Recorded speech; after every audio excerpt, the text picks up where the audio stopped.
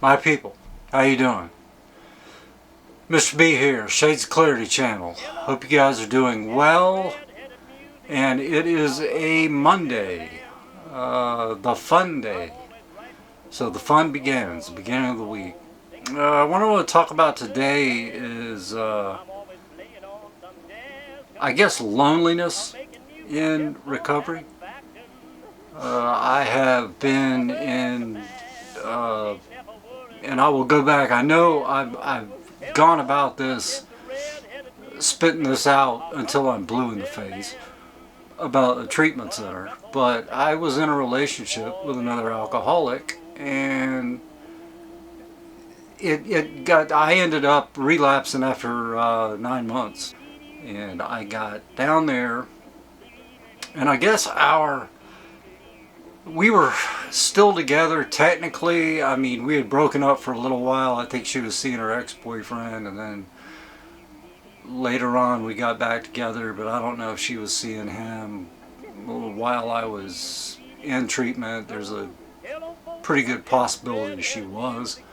I mean, I'm not accusing her of anything. I mean, we were free to do what we were gonna do, but she took me down there.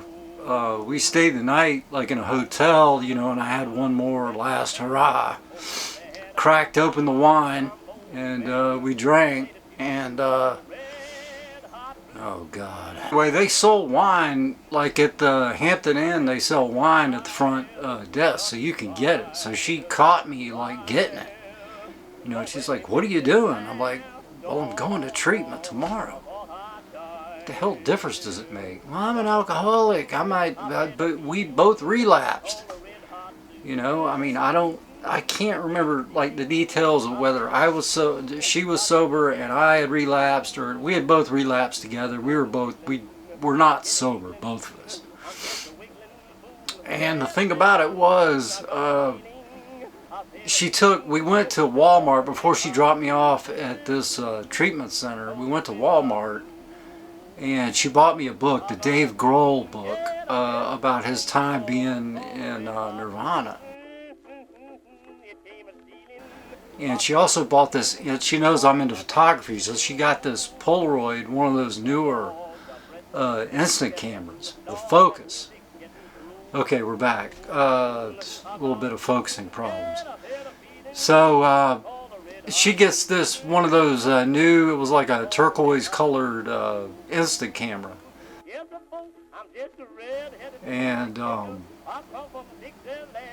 just proceeded to like take, you know, various photos of me and this kind of stuff, and unbeknownst to me, she had purchased Dave's Grohl biography, that book.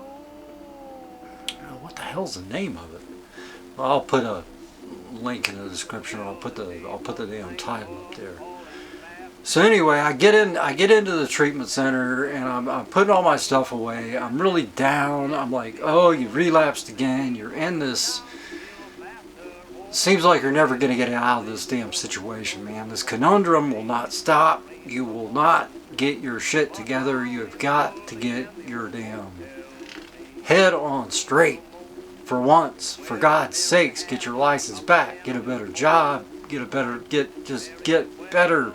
opportunities. Get things going, man. So you know, they give you like a little bag of your stuff, you know, books you can take in, you know, your clothing that's allowed, stuff they put you in scrubs or whatever, but you know, you still can wear certain things. But I busted open that book like when I got in there, and here's like what's so sad about this whole thing. She had unbeknownst to me taken these candid photos of me and put them inside the book, and bought a card to my love,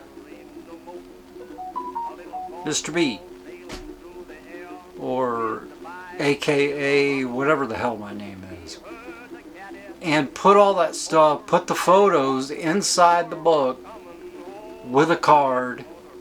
The photos were inside the card, and slipped it in there in the book so that I didn't see it until I cracked the book open when I wanted to lay down on the bed and read. And I'm like, oh man, that is awesome.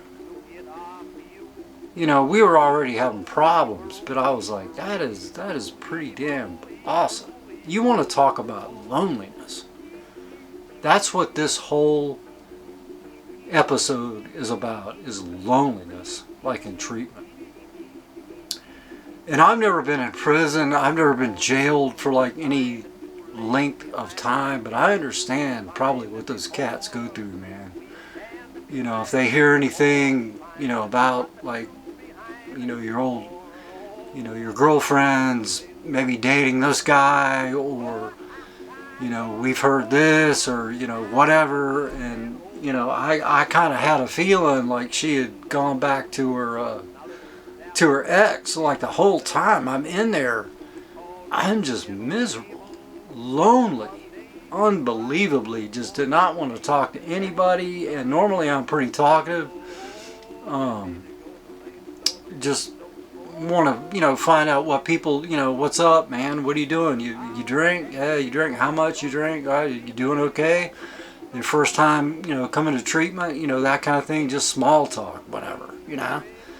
So it was like the loneliest period of my life I think I've ever experienced. It was awful. I mean, went back to my room and just contemplated and just reminisced and just ping-ponged all these ideas like around in my head. And it was just bad. It was like I was just there for detox. Another one of my various detoxes. But I was so lonely. It was so unbelievably horrible. You know, and I talked to a couple of the other people, you know, outside. There was a guy I met, you know, and I went outside and he's like, hey man, he's like, you're not looking too good. What's up? And they had like a bulletin board where you could get your messages. If loved ones called in, they could call in to leave messages on this bulletin board, and it would come through the counselors. The counselors would transcribe it out and then leave it up there, and it would be, you know, it could be from your parents or your spouse or your girlfriend, boyfriend, whatever. And the whole time I was there was no message that ever came to me. You know, I've never been so lonely. I mean, I thought that I had just been dropped off, just dumped at this treatment center by, you know, somebody that was actively, or I suspect, you know, not sober. It was just bad, the whole thing. And just how crushing, you know, it was.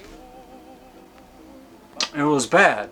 Like once I got out, you know, I didn't even want to know her name or anything. I'm like, I got my phone back, I got everything back, and actually I had left my phone in her car.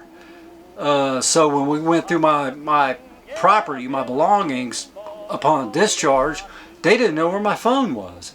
I didn't know where my phone was. You know where my phone was? It was in her car. When she had dropped me off, I had dropped my phone like in her car. Dumb Mr. B. Dumb. Back to the story with that. So I'm like, man, I just wrote her off. You know, like, well, she's back with her old boyfriend. That's cool, whatever. This just hurts. It hurts bad. So I get back into town. I'm like, I got to go get a new phone. So I went to Walmart, got another phone, brand new one, and set it up and everything. And then like later on, I get a, you know, on the window, and it's her. She heard I had gotten out and wanted to go out and talk and reminisce and see if we could straighten stuff out, you know. And of course, me being the sucker that I am, of course, you know, I went for a ride. Who does this?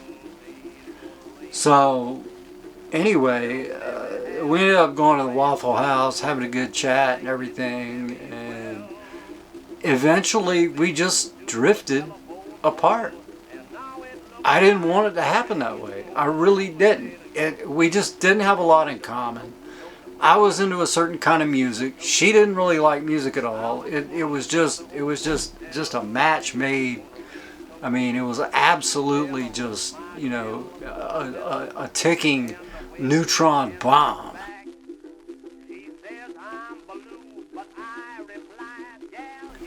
You know, ready to just rain fallout, like from here to God knows where. I still think about her though. Amazingly enough, you know, I think about her and I wonder if she's sober, because I have not spoken to her in almost a year and a half, and I don't know how she's doing or anything. It still interests me. I'm not necessarily interested in a relationship, but I would still like to know how she's doing. I mean, from one alcoholic to the next. But anyway, that was like the loneliest I think I've ever been in my god dang life. Was sitting there in that treatment center, not able to do anything about anything, and hearing guys talk about their wives and their girlfriends and all this stuff, and I'm thinking, ah, shit, it's over. I mean, it was just bad. I'm glad that it's, you know, over, and, you know, things work out, things happen for a reason. But thanks for checking in, Mr. B. Got a guy that's struggling a little bit. I hope you're doing well, man. I really do. We're all in this together. We're not alone. But as always, stay tuned. I'll see you later.